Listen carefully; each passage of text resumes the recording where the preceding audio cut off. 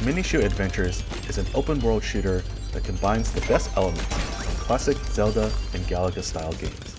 If you're still considering whether to add Minishoot Adventures to your gaming library, I recommend checking out our review on what makes this game great for families.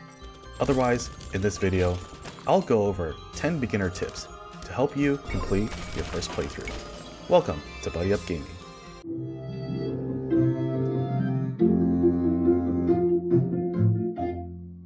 Tip 1.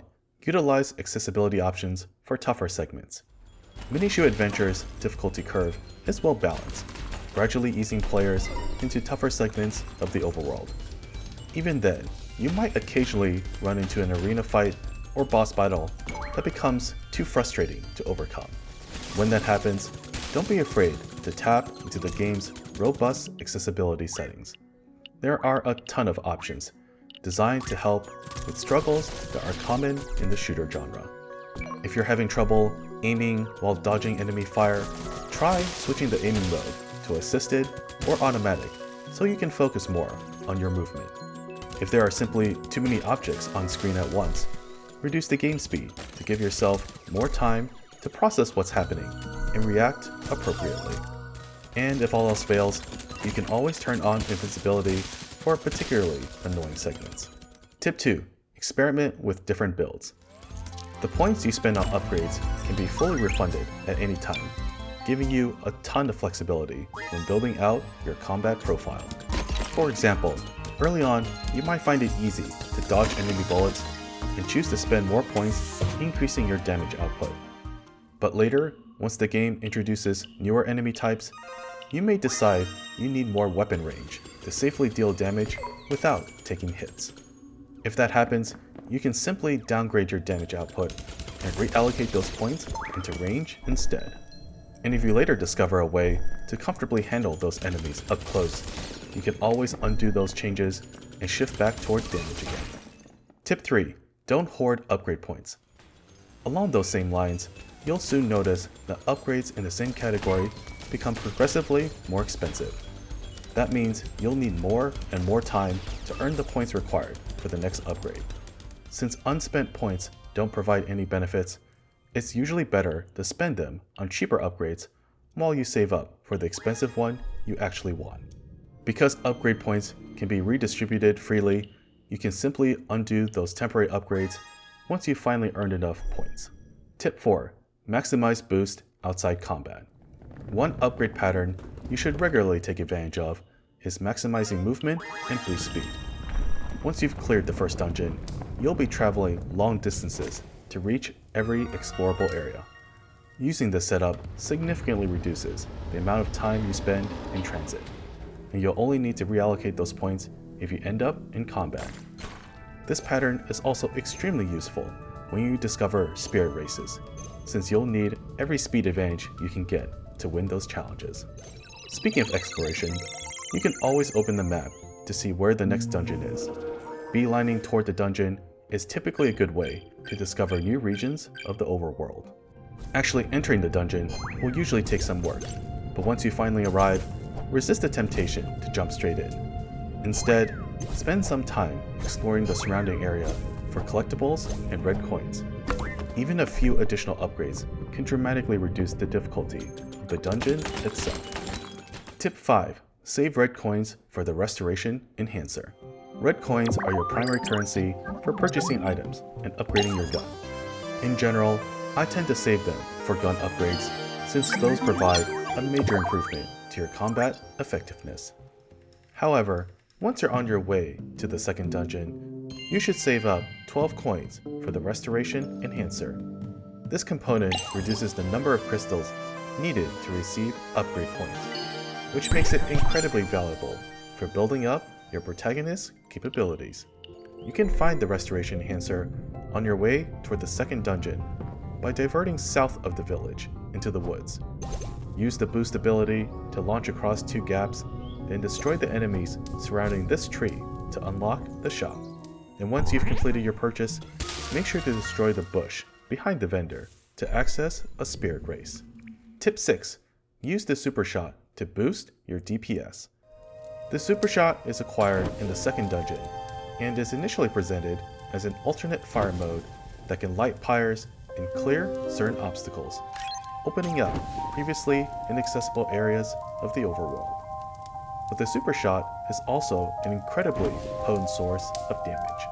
Once you've acquired several energy cells, you can unleash quite the barrage before needing to recharge. Fully upgrading the Super Shot only requires 15 points, whereas fully upgrading the damage of your Minishoot requires 33 points. Using the Super Shot effectively does take some practice. You'll want to identify short gaps in enemy attack patterns where you can safely unleash your barrage.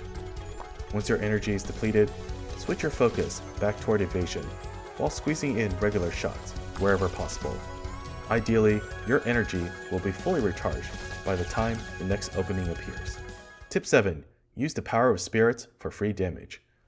The protagonist can acquire 3 special powers that can dramatically alter the flow of battle: the power of protection, the power of time, and the power of spirits.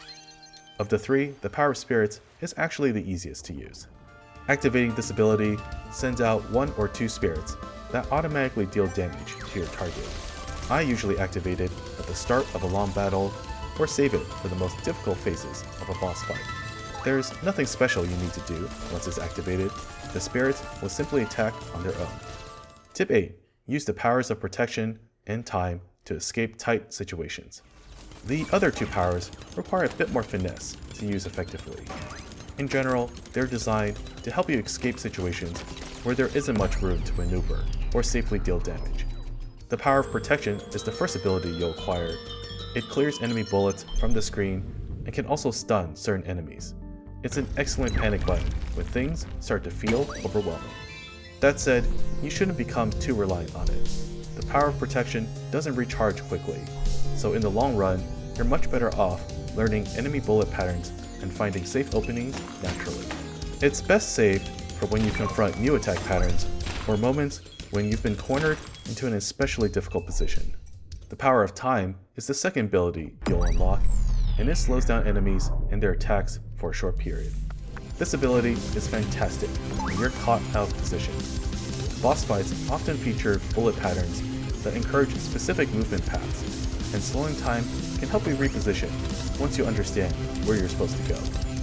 More generally, arena battles often become crowded with enemies, so this ability is perfect for escaping sticky situations where you feel trapped.